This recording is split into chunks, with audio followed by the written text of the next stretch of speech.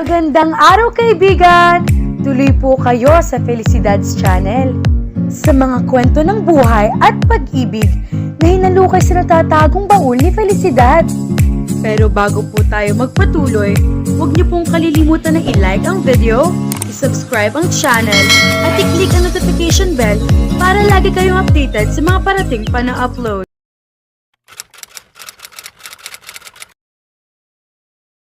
So, did you talk to her? I didn't just talk to her, babe. I even kissed her. I tried to, but she didn't want to listen. Tugon ni Nathaniel kay Corazon. Should he feel guilty? He wondered. Nobya niya si Corazon. Nobya ng isang buwan. Hindi iyon tipikal na relasyon kung saan nagkaroon ng ligawan o dating sa isa't isa ang magkapareha. They just knew they needed each other for their own personal gain. Kailangan siya nito sapagkat siya ang napipisil ng ama nito para maging bagong mayor ng bayan. Habang ito naman ay ibig na matuwa rito ang ama nito at maging stepping stone na rin siya para sa politikal na ambisyon nito. Lilipas ang panahon at lilipas ang mga posisyon nila sa gobyerno. Soon, he would become congressman and she would be mayor. Ganoon lamang naman iyon, hindi ba? Ngunit sa totoo lang ay wala siyang anumang hakbanging politikal. Kailangan lamang niya si Corazon at ang ama nito para sa mga lupain ng mga ito sa buong lalawigan. They owned most of the place. Isang malaking proyekto ni Don Calixto ang nakasalalay sa kanya. Siya ang pinagkatiwalaan nito sapagkat mayroon silang transaksyon sa bahaging iyon ng Playa Laia.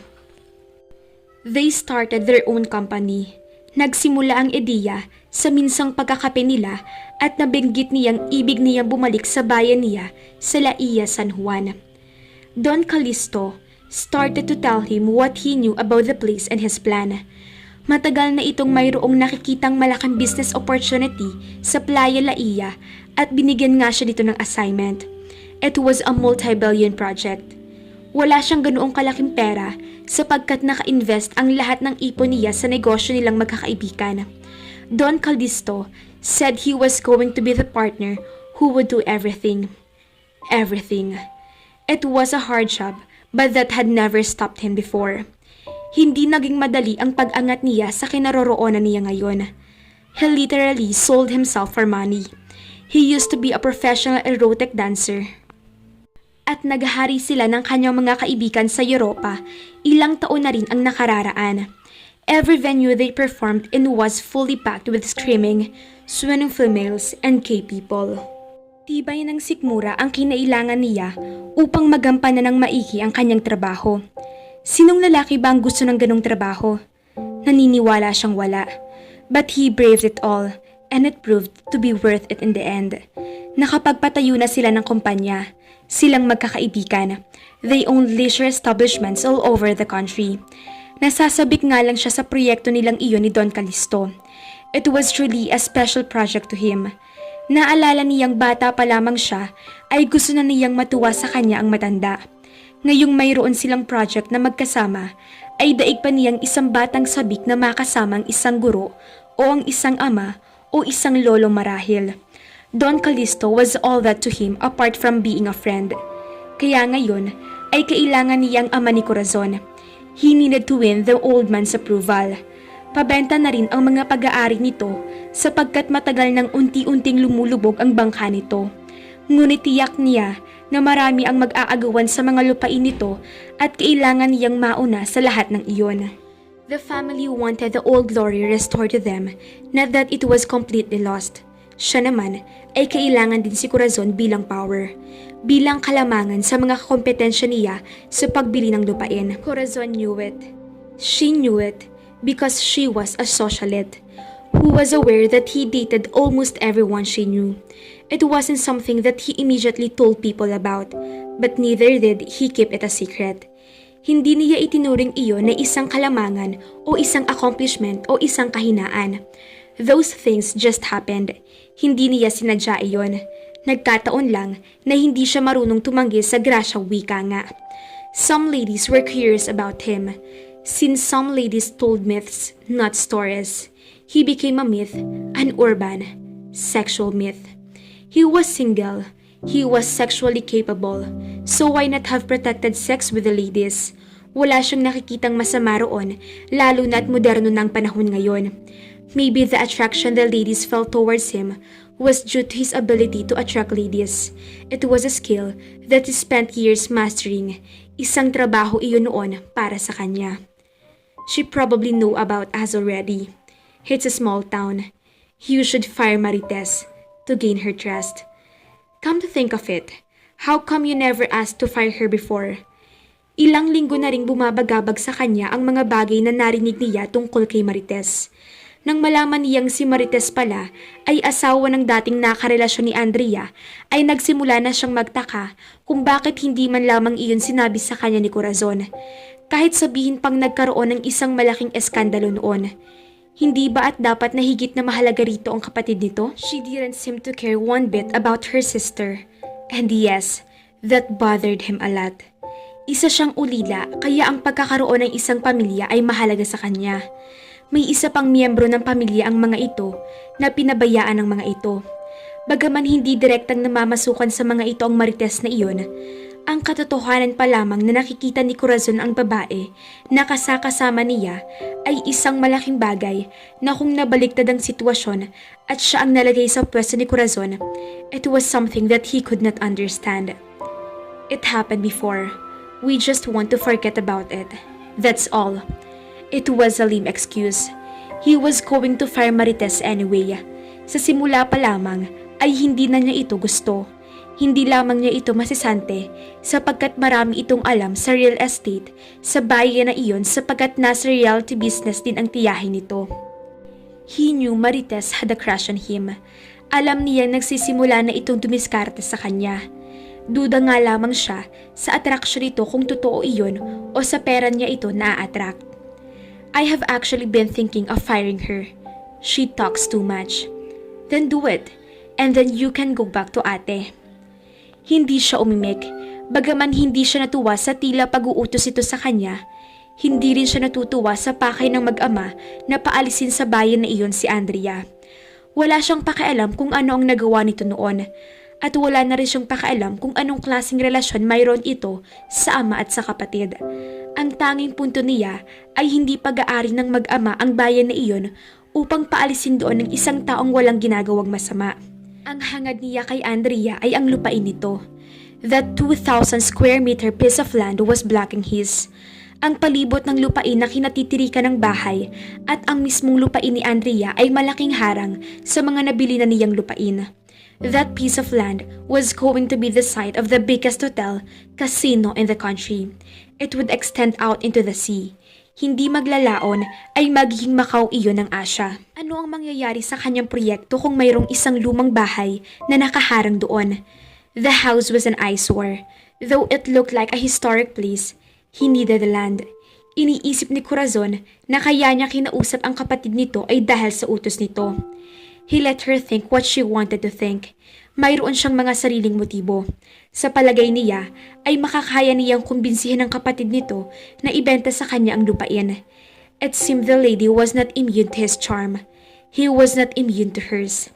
She was probably the most desirable female he had ever met. Matinding attraction ang nadarama niya para sa babaeng kakikilala pa lamang niya. Alam niyang hindi man ito natutuwa sa kanya ay magkabagay ang pagnanasa nila sa isa't isa. It was wild passion.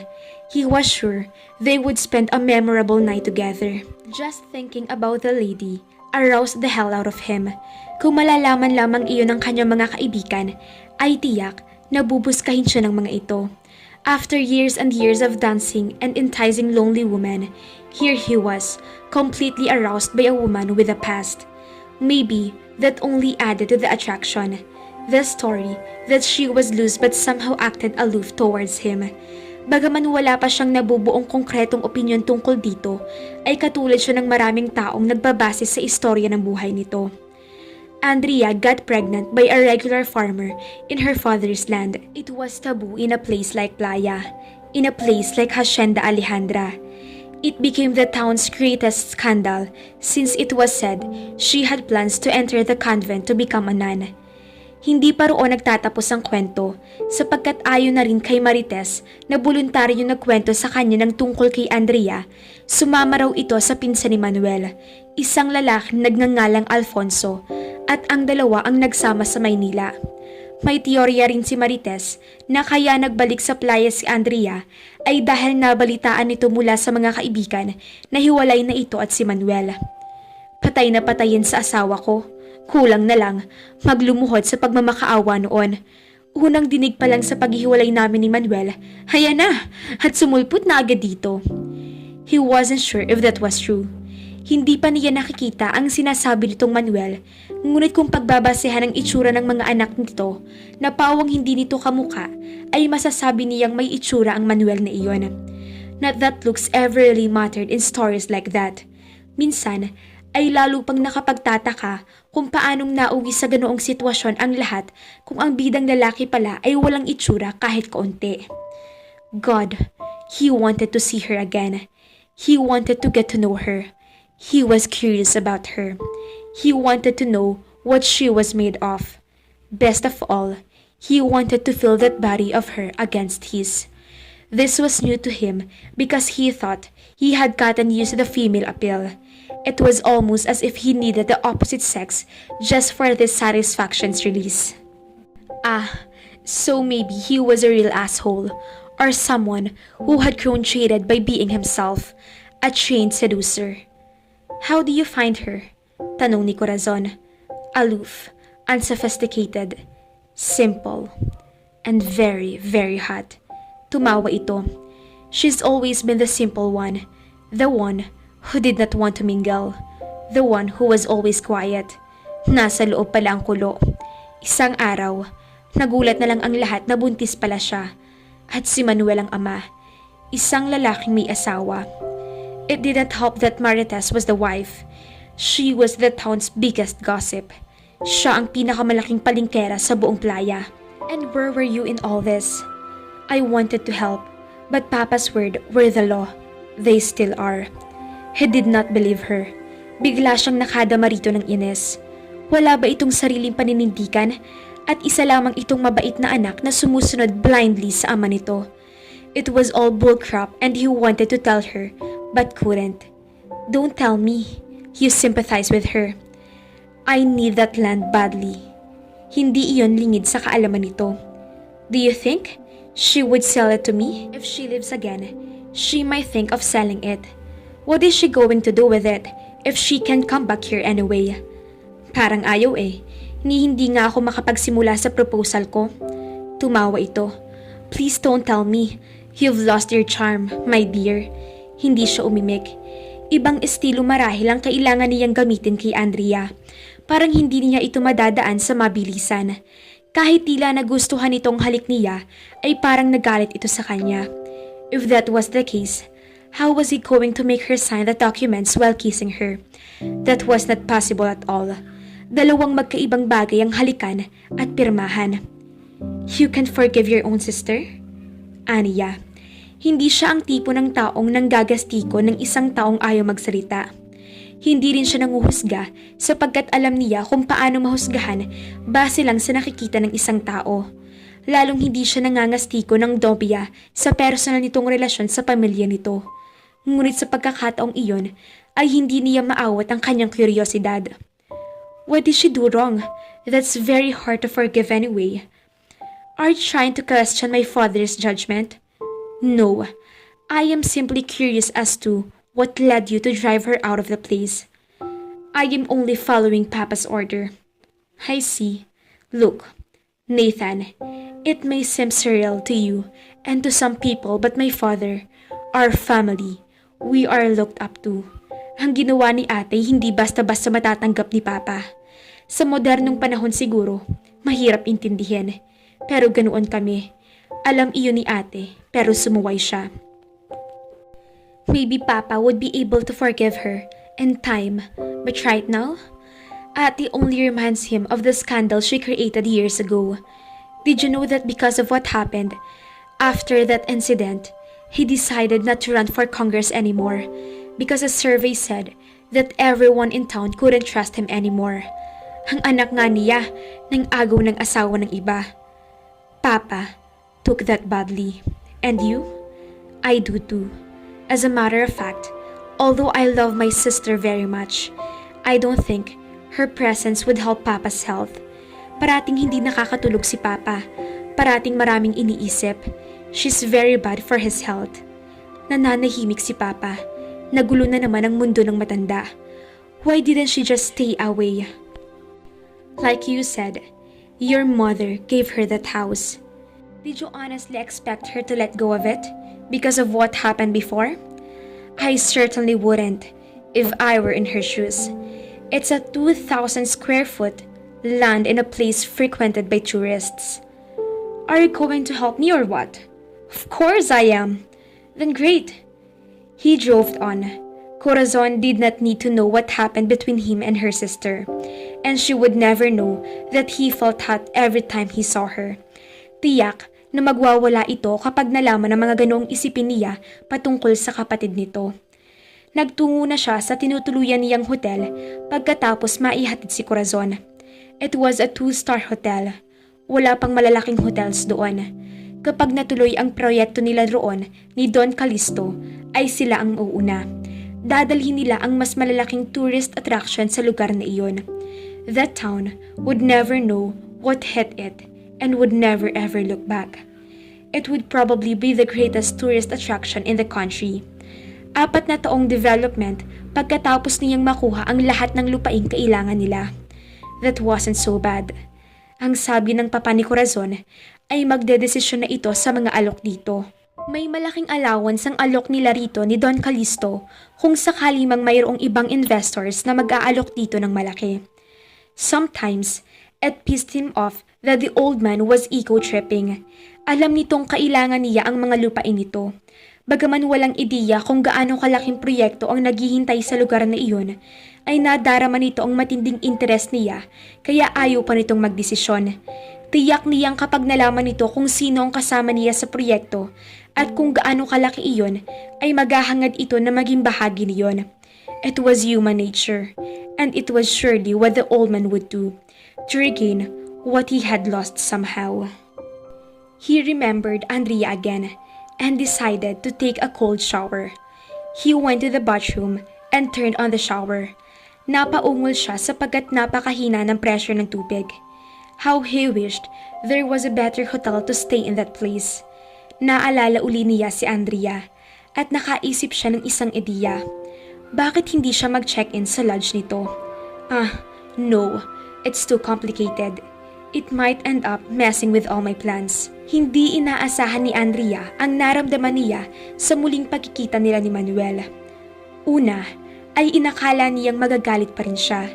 Napamumukha niya ito sa kabila ng pag-iiwan nito sa kanya si Ere, ay nabuhay niya at napalaki niya ng maayos ang anak nila. Ibig niyang ipamukha rito na sa kabila ng katotohanang alam nitong nasa poder siya ng pinsa nito, ay hindi man lang ito nag-exert ng effort para makita silang mag-ina at kumustahin. Ni hindi nga ito sumulat sa pinsa nito para itanong silang mag-ina. Ngunit wala na pala ang galit sa kanyang sistema. Sa isang banda, ay naunawaan na niya sa wakas ang isang bagay na noon pa niya nakita rito. Kaya lamang ay hindi kaagad niya tinanggap na mahina ang karakter nito. Marahil sa nakalipas na ilang taon ay nabahag ang buntot nito kay Marites. Hindi totoong kailangan ito ni Marites. Hindi totoong kailangan ito ng mga anak nito. Ito ang may kailangan sa babae at marahil panahong nagkahiwalay sila ay naisip nitong mas mayroong magagawa si Marites para sa buhay nito kaysa sa kanya. Marahil ay may nadarama rin ito para sa kanya. Kaya lamang ay mananatiling mas mahal nito ang sarili nito. Mas mahal nito ang pagkakomportable nito sa pwesto nito sa mundo kaysa sa anumang bagay sa mundo. Heto ngayon si Manuel. Mukhang maayos naman ang kalagayan at sa wakas ay nagkaroon ng gulugod na makita ang anak nito. Naawa siya rito na hindi nito nakilala kaagad ang isang tulad ni Lexi. Sayang, ang daming nawala rito. Gusto kong humingi ng tawad sa mga nagawa ko noon, Andrea. Wika nito. Mukhang sinsero naman. Noon ay ilang ulit niyang pinapangarap iyon sa isip niya. Ang ganoong tagpo na humihingi ito ng tawad sa kanya habang siya ay maayos na ang kalagayan sa buhay at ito ay palalayasin niya. Hindi ipapaharap dito ang anak nito at sasabihin dito ang masasakit na bagay na noon pa sana niya nasabi kung nagpakita lang kaagad ito sa kanya. Ngunit nanatili siyang tahimik. Walang madamang kahit na anong galit at wala ring makapangbakas na pagmamahal niya rito. Marahil ay iyon na ang pinakamasayang araw sa buhay niya sapagkat naunawaan niyang malaya na siya sa pait ng kahapon at malaya na rin sa pagmamahal na bumihag sa kanya noon. Isang uri ng pagmamahal na napatid sa pagdaan ng panahon at sari-saring pagsubok. Natutuwa akong makitang nasa maayos na kalagayan ka. Anito, gusto mo bang makita si Lexi? Tanong niya rito. Wala siyang makitang dahilan para hindi nito makita ang anak nito gayong ilang linggo nang hindi mapakali ang anak niya. Alam niyang ibig ding makilala ang anak niya ang ama nito. Hindi niya ipagkakait dito ang ganoong karanasan. Ayaw niyang lumaki itong nagtatanong kung bakit hindi niya nagawang ipakilala rito ang ama nito. Nagliwanag ang mukha ni Manuel. Tila labis ang kasiyahan sa narinig. Napakabait mo, Andrea. Gusto ka niyang makilala noon pa. Sige, tatawagin ko siya. Ganoon nga ang ginawa niya. Anong kasiyahan din niya nang makitang natuwa rito ng labis ang anak niya. Kahit sino sigurong bata ay ganoon ang madarama sa unang pagkakataong makikilala ang ama nito. Hinayaan muna niya ang dalawa na mag-usap at nagtungo siya sa kusina. Kung bakit kailangan mo pang ipakilala si Lexi sa walang butong lalaking iyon? Ani na ng Eden, sabay ingos. Hindi nito napatawad si Manuel at hindi nito ikinakaila iyon. Kung ako lang, naku, mamatay siya sa kakakasilip dyan sa labas. Ni hindi siya makakapasok sa loob ng pamamahay ko. Hay naku, hindi ka pa rin nagbabago, Andrea. Masyado ka pa rin mabait. Hindi sa mabait, Nanang. Nagkataon lang na noon pa siyang gustong makilala ni Lexi. Ayaw kong magalit sa akin ang anak ko o magtanim ng galit kung bakit hindi ko ipinakilala sa kanyang ama niya. E paano kung mabola ka na naman? Mukha ba akong mabobola uli, Nanang? Hindi nga, pero ang sabi ni Lexi, wala ka raw naging nobyo kahit kailan, kahit daw iyong si Alfonso. Napangiti siya. Nag-aalala na kaagad ito sa kanya at naiisip pala nito na ang dahilan kung bakit wala siyang naging nobyo sa nakalipas na ilang taon ay dahil mayroon pa rin siyang nadarama para kay Manuel. Malayo iyon sa katotohanan at sinabi niya iyon dito. Mukhang hindi ito kumbinsido, ngunit nakontento na rin sa kanyang sagot. Habay, mas gugustuhin ko ng tumanda kang dalaga, ganyang may anak ka na, kaysa naman habang buhay kang maging miserable sa isang tulad ng Manuel na iyon. Pasalamat siya at maalwan-alwan ngayon ang buhay niya at hiwalay na sila ni Marites. Pero wala pa rin siyang binatbat. Hinayaan na lamang niya si Nanang Eden sa mga opinyon nito kay Manuel. Nagpasya siyang magtimpla na lamang ng tanlad juice o masosyal na tawag na lemongrass iced tea. Binalikan niya ang mag-ama at nakitang masaya nag-uusap ang mga ito. Nakinig siya sa usapan ng dalawa. Maraming tanong dito ang kanyang anak. Katulad ng kung nasa ng mga anak nito, kung saan ito nagtatrabaho, at mga ganoong simpleng bagay. Natuklasan niyang mula nang mapaalis ito ng hasyenda, ay namasukan ito sa pabrika sa katabing bayan, at hanggang ngayon ay doon ito namamasukan. Sa tagal na marahil ng pagtatrabaho nito, ay na-promote ito bilang supervisor. Nakapagtapos na rin pala ito ng kolehiyo sa kabilang bayan. Nag-aaral ito sa gabi. Nakapagtapos ka pala? Aniya, mabuti pa ito. Oo, kailangan eh. Kung hindi, hindi ako aangat sa trabaho. Naisip ko rin kasing lumalaki ng mga bata. Kahit paano, ay nakakatuwang malaman na nag-mature na ito. Nagtaka tuloy siya kung bakit iniwan ito ni Marites. Kahit gusto sana niyang itanong ay hindi niya ginawa. Baka kung ano pa ang maisip nito. Maya-maya ay nagpaalam si Lexi. Ipapakita raw nito kina Nanang Eden ang regalo rito ang ama nito. Nagboluntaryo si Manuel ng impormasyon sa kanya. Isang araw, nagising na lang si Marites na ayaw na raw niya sa akin dahil masyado nang maliit ang kinikita ko kahit kapopromote lang sa akin bilang supervisor. Ayaw kong pakawalan ng mga anak ko, pero kailangan din nila ang nanay nila. Ang balita, may ibang nakilala si Marites, pero wala akong balita kung sino ba talaga. Masyadong maraming mga pangalan at hindi ko alam kung iyon nga ba talaga ang dahilan kaya niya ako iniwan. Sa isang banda, masaya na rin ako dahil parang natagpuan ko uli ang sarili ko na ang tagal-tagal nang nawala. Plano ko talagang puntahan kayo mag-ina sa Maynila nitong susunod na buwan. Inipon ko lang ang leave ko, pero naunahan mo ko. Maraming salamat na pinayagan mo akong makita ang anak ko at sana pagdating ng tamang panahon, matutuhan mo akong patawarin. Napatawad na kita, Manuel. Salamat sa'yo. Di ba may Lexi ako? Para kay Lexi, habang buhay na siguro ako magpapasalamat na minsan sa buhay ko ay nakilala kita. Maraming pagkakataong nagalit ako sa sarili ko na wala ako magawa para makita ko ang mag-ina ko sa Maynila. Siguro ay talagang bahag ang buntot ko at ayaw ko na ring magulo ka pa ni Marites kung sakali man. Hindi nararapat sa iyo ang ganoon. Magulo rin ang buhay ko. Hindi dapat na madami pa kayo mag-ina. Inabot nito ang kanyang kamay. Babawiin sana niya iyon, ngunit parang nakahiyaan niya. Lalo na at wika nga ng popular na termino ngayong nagmo-moment ito. Hindi siya bastos para basagin ang moment na iyon. Kung sasabihin mo sa aking lumuhod ako, gagawin ko. Napatawad na talaga kita. Talagang ibang klase ka, Andrea. Noon at ngayon, at napakaswerte. I hate to barge in on such a melodramatic scene, but I need something cold to drink and maybe sandwich. Napalingon siya sa nagsalita. Isang lalaki lang naman ang maaaring asahang maging ganoong kademanding at iyon ang lalaking sinabi niyang hindi na welcome sa lugar niya. Si Nathaniel. Ang lakas ng loob nitong magbalik pa. Unang-una ay hindi pa bukas ang kanyang restaurant sapagkat hindi pa tapos ang pagpipintura niyon at kulang pa siya sa kagamitan kaya anong ginagawa nito roon? Tumuloy na ito sa sala. Umupo sa sofa na tila ba pag-aari nito ang buong kabahayan. He was the most narcissistic bastard in the world. Hayon, nakatingin lamang ito sa kanya na para bang kailangan niyang magmadali at pagsilbihan ito. He was probably treated like a king everywhere he went, but not in her. Mapapahiya lang ito. Wala itong mapepwestuhan sa kanyang lugar.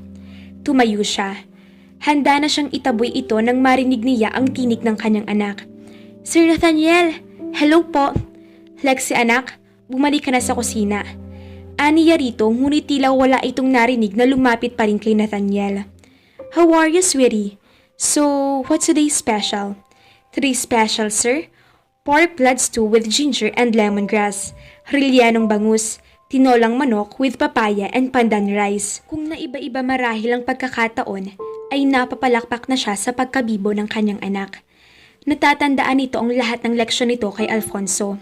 Sadyaring matalino ito upang alamin kung ano ang mayroon sa kanilang kusina. Nang nagdaang araw pa siya nakagawa ng relleno. Ulam naman ang nagdaang gabi ang dinuguan, habang ang tinola ay ulam nila kaninang tanghali. Mahilig siyang magtabi ng sobrang ulam. Kapag tiyak niyang hindi iyon mauubos, inilalagay niya sa freezer at ilang araw na hindi kagalawin upang sa pag-iinit niyon ay bago na naman sa paningin ng kanyang anak. Sawain kasi ito sa ulam. Everything sounds so delicious. I'll order everything. Yes, sir. Noon siya nakakita ng pagkakataong tumutol. You will not be served here, sir. Ani niya rito. Nakataas ang noo. Sinigurong formal ang kanyang pananalita. We haven't opened yet and I have the right to refuse entry to the guests who are coming in. And you only welcome weaklings and lame people. Napasinghap siya sa labis na pagkabigla sa kagaspangan at lakas ng loob nito. Nakatingin lamang ito kay Manuel habang nang-iinsulto ito. Wala pa siyang nakikilalang taong tulad nito. Marahil, dahil nabigla rin si Manuel ay hindi ito nagsasalita, bagaman maya-maya ay napansin niya ang pagdilim ng mukha nito. Nagpaalam na ito sa kanya, gayon din kay Lexi na inihatid ito sa labas. Mas mabuting umalis ka na rin dito. Wika niya kay Nathaniel. I'm comfortable here. Well, I'm not. Gaya ng sabi ko, hindi ka na welcome dito. Huwag ka nang mag-abalang bumalik. I'm hungry. Feed me, babe. Bilib siya sa lakas ng loob nito. Saan ito nakilala ng kanyang kapatid? Anong ginagawa nito sa bayan na iyon? Bakit wala ito sa Maynila kung saan ito nababagay? How dare you call me babe? Kung ikwento ko kaya ito sa kapatid ko. Tumawa ito. Lumapit sa kanya kaya napaatras siya. She cupped her face. Sinalag kaagad niya ang kamay nito. I don't think you and your sister are that close, babe. Tinapakan niya ang paa nito. Isang bagay na marahil ay hindi nito inaasahang gagawin niya. Ngunit kung inaakala nitong katulad pa rin siya ng dating babaeng mabait at walang kahit kaunting angas sa katawan, ay nagkakamali ito.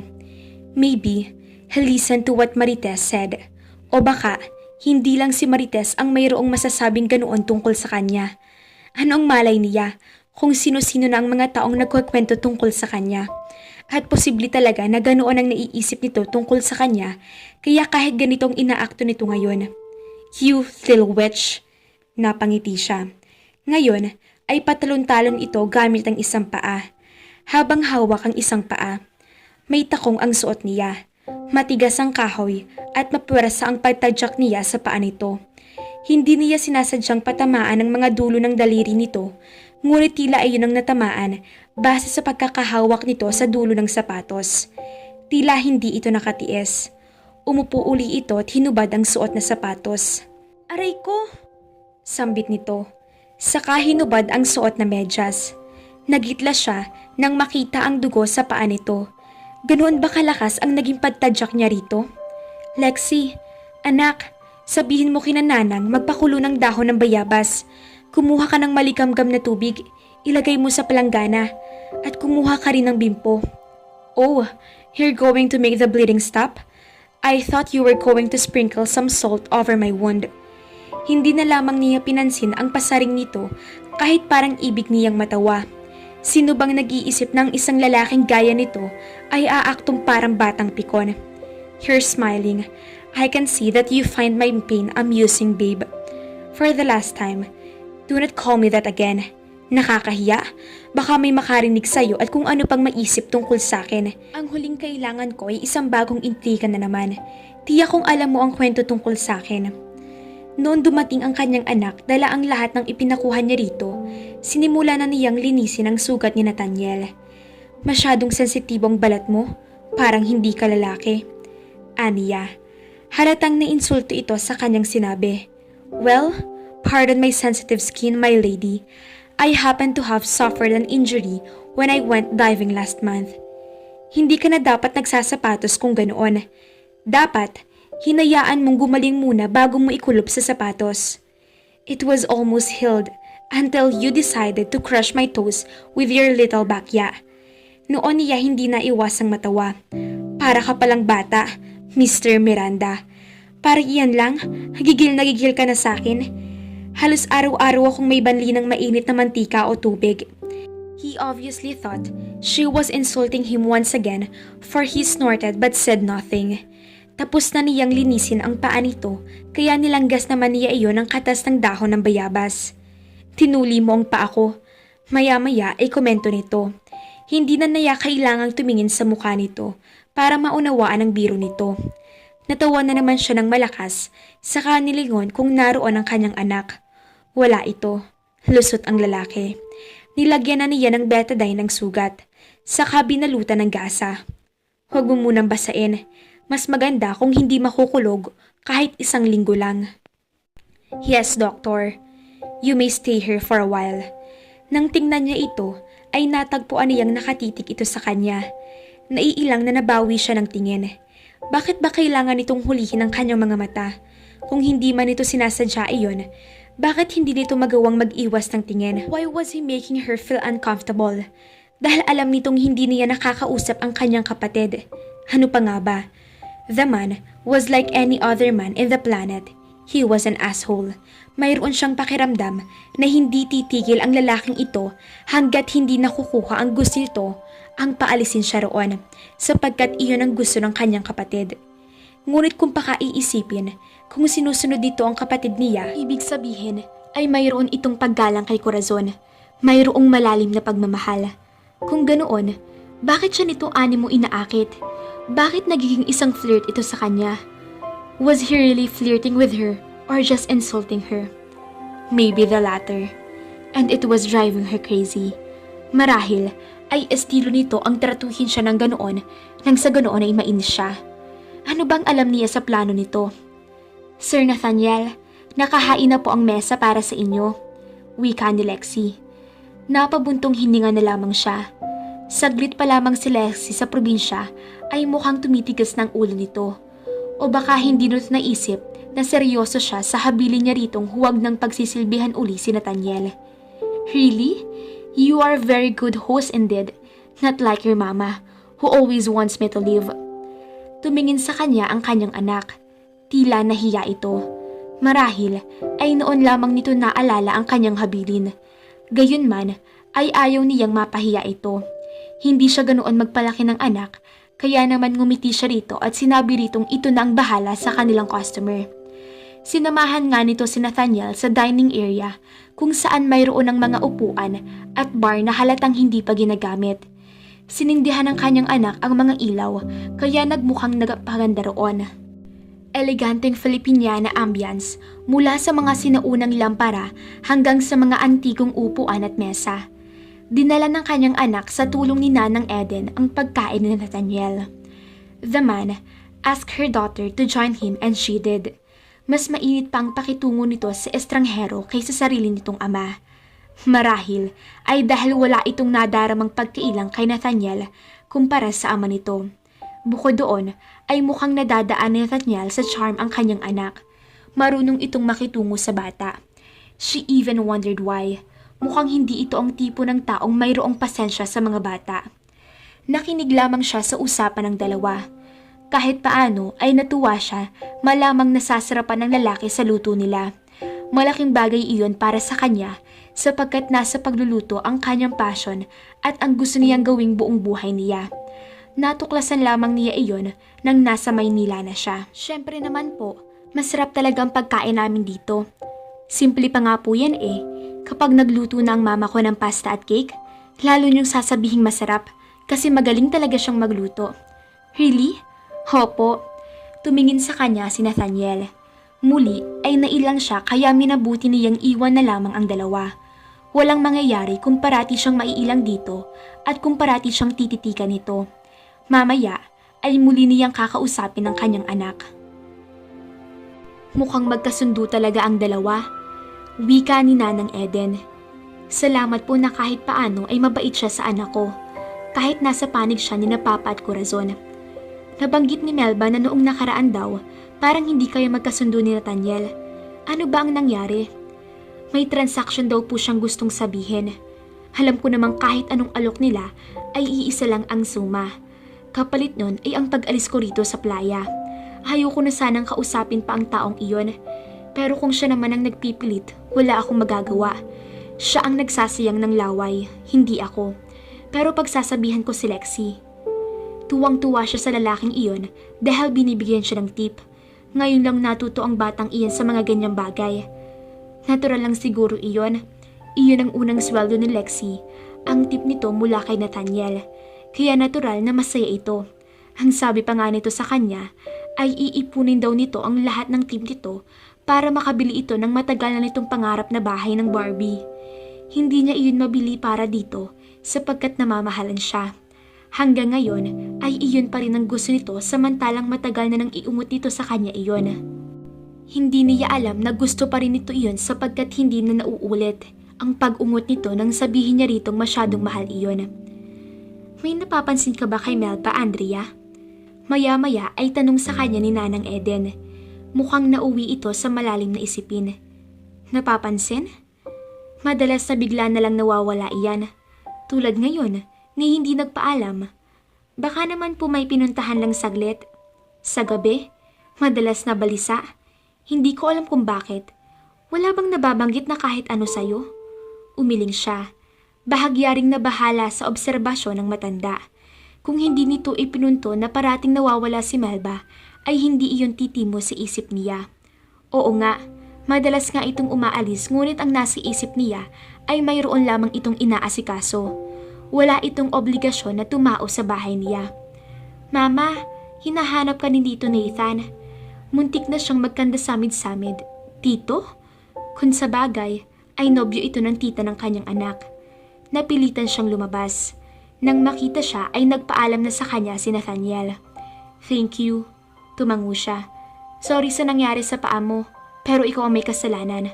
Whatever, I'll see you again. You won't come back. I promise I will. Don't worry. Pinaymaywangan niya ito. Try to loosen up, will you? You're always pissing me off. Tumawa ito at pinisil ang pisngi ni Lexi. Saka tumalikod na. Nang wala na ito ay kinausap niya ang kanyang anak. Sinabi ko na sa'yo na ayaw ko na siyang babalik dito. Ine-entertain mo pa siya parati. Ano bang nakita mo sa kanya? Mabait siya, Mama.